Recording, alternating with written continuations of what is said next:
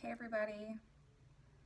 So today I wanted to get on here and talk about prayer and manifestation because I don't think I realized how important this is until I got a little bit further in my journey.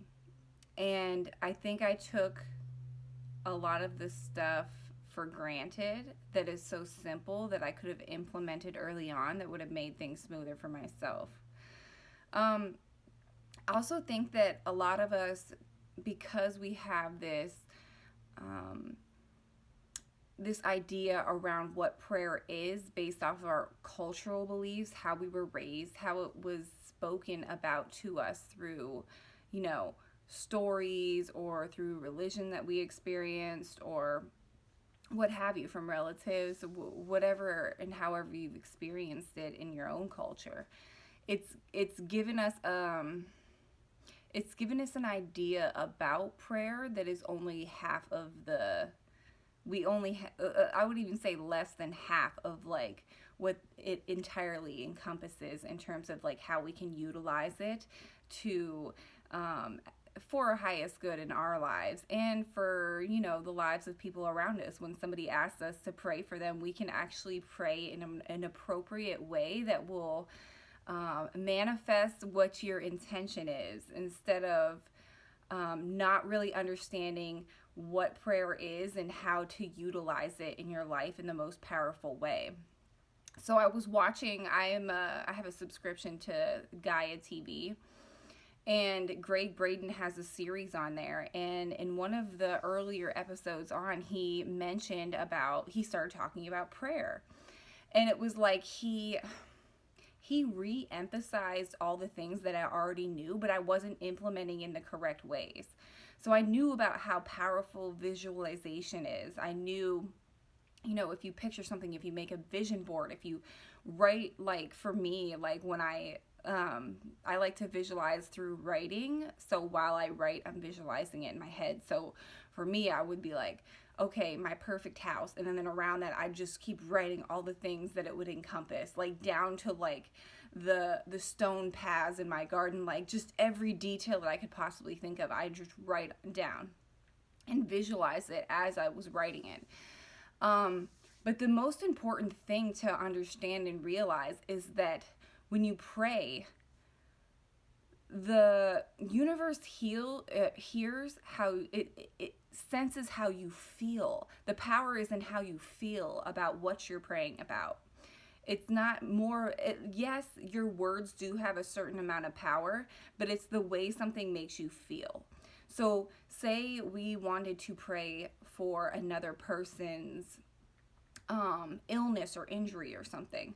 The best way we could do that for that person is come into a place where we can really visualize. And once we get there, we're visualizing them healed, completely healed. We're not acting as if it hasn't happened yet. And it's like all of this not like knowing that you have to act as if it's already here. Like those are like basic law of attraction, terminology and stuff that most of us in the spiritual community know, but do we really implement it in the proper ways? So when you're sitting and visualizing and praying for this person, are you visualizing them fully healed? Are you visualizing it as it's already done?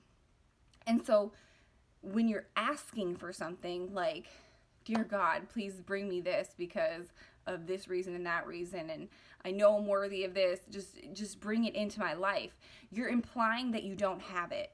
And so what the universe hears is, I don't have this, and then you're less likely to manifest that in your life because the universe is going to give you what you're feeling, where you are. So if you can create this visualization in your mind where you're not only like seeing yourself in this new house you want to manifest, but you're feeling yourself there. You're feeling the wind as you're walking through your backyard and you're visualizing yourself in this new place. You're feeling as if you're already there. You're pulling a pie out of the oven and tasting it in your new house. You're putting yourself there. You're using every sense that you have. You're smelling the smells of like it being autumn, and you're walking outside and you know those smells where it's like a crisp fall day and you're feeling the wind and you're touching, things around you. So, for me, I've always been good at visualizing, but it was like incorporating those other senses, really putting myself there, really being careful about the way I speak about, things that I am working towards in my life, talking about them as if I already have them. I'm just taking the steps, following my intuition in terms of like manifestation. So they are already manifested, but we have to put ourselves in that space. If we're always feeling like we don't have something, so we're praying for it, it's not going to come. And if it does come, it's going to be it's going to be because at some point you were feeling into it so much and believing it so much that it was happening for you. And so, like, you can do this in so many aspects of your life in terms of, like, finances, career, abundance, health, relationships, healing your body, and you can pray for other people in a more intentional way. So the first thing you do is you put your intention out of what it is that your focus is on. One of the examples Ray Braden used is when he met with a Native American, and it was like a severe drought, and he went to this sacred spot to pray for rain. And when he went there, he wasn't asking for rain. He sat in meditation and he felt the rain in his meditation. You put yourself in that state. So some people consider meditation prayer, and people in more like ideological religions, they consider prayer just that conversation with God. But if we bring it all together and we really understand what it is as a whole, in the Lost Gospel of Thomas, Jesus spoke about prayer and manifestation. And is it at any surprise that this is a chapter of the Bible that has been lost? It's not a surprise, because over these powerful figures over time didn't want us to understand where our true power lied.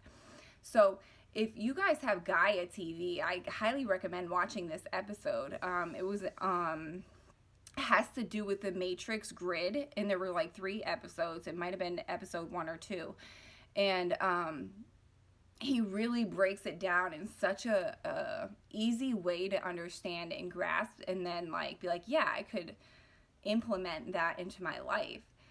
So for me, I was having a hard time meditating. So I was like, why don't I just, when I get up in the morning, for me, it would be easier. I love visualizing. I've just always been that, clairvoyant visual person, super empathic, intuitive, but like I get the visions, right? And so why don't I incorporate the visions with my meditation and turn it into like a morning prayer ritual? So that's what I started doing. And it feels amazing, because when I start to get in that visual, I'll go back to the example of like wanting to manifest your dream house. When I get into it, instead of like how I used to just write it on paper and visualize it, when you get into it in meditation, it takes you other places. It makes your house better. It makes it more you. It makes it like, it's so weird. It's like I can see my kids getting on the bus in front of the house, and there's this long driveway, like, and it just keeps adding things. It keeps adding things to make it better than what I even thought when I was writing everything on paper, because you're connected with source, so it works with you. And God knows everything that you want, and we just have to put ourselves in a vibrational place of receiving those things. We have to feel ourselves into those manifestations. So once we get into that meditative state and we embody the things that we're looking to manifest or pray for, or whatever it is, and even me saying we're looking to is implying lack, like it hasn't happened yet. And that's why you have to be so careful with your words. And we can't have an attachment to the outcome. So like what you can visualize, the universe is going to serve to you in an even more awesome way, and probably not exactly to the point of your visualization. Maybe it is. A lot of people do like get really specific with their visualizations, and then it really manifests in that specific way. But if you're malleable, the universe can work with you, and it's going to be an awesome outcome regardless.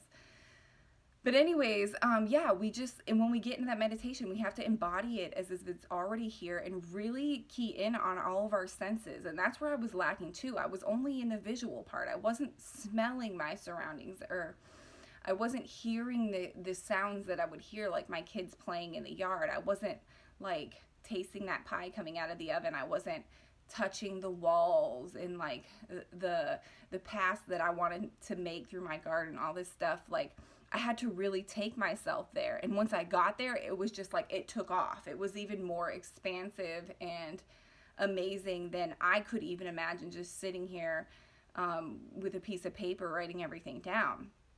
And that's when I started doing that. It showed me how powerful meditation and prayer is if we know and understand how to use it correctly. So that's really what I wanted to come on and share with you guys, because I feel like it's so important. We don't ask for things. That implies that we don't have them. And we have to meditate as if things are already here. There can't be an ulterior motive when you're praying. Like, I'm going to pray for this. Like, there is no manipulation with the universe at all. We're all attached to this matrix, this vibe, this energetic grid, and we have to learn how to like use our energy and connect. It's very, on the quantum level, it's very scientific. The funny thing about it though is, as much as it is scientific, and like we're just learning how to start to navigate through this quantum physics and everything that we used to not know anything about over thousands of years. They knew about it in the past, but we're starting to dabble in it. And it's like, there's the science, but the funny thing about really understanding the science is you have to have the faith to see. So everyone's like, seeing is believing, but you can't, if you don't believe it energetically, if you can't encompass that, like you already have it, it can't be realized, it can't be actualized, it can't be manifested. So we really have to surround ourselves with the answer to the prayer, and have no attachment to the outcome. Just be in the moment and know that everything's always working out for you. So that's really what I want to share with you guys today. I hope that's helpful. I hope that next time you say a prayer, you think about the way that you're feeling, you think about what you're visualizing, you think about the way that you're talking to source. But I really love you guys, and I hope this message helps somebody, because it for sure came through strongly for me, and now I'm implementing it and realizing how powerful it is through personal experience. And when I come across things like that, just like my past life regression, I like to share that with people, because I know how much it can really push you in the right direction, push you in the direction that serves your highest good. But I love you guys. If you want to check me out on Instagram, I post on there all the time. Just look up Kelsey Franks. I'm also on Facebook, and my services are on my website, kelseyfranks.com. I hope you guys have an amazing day.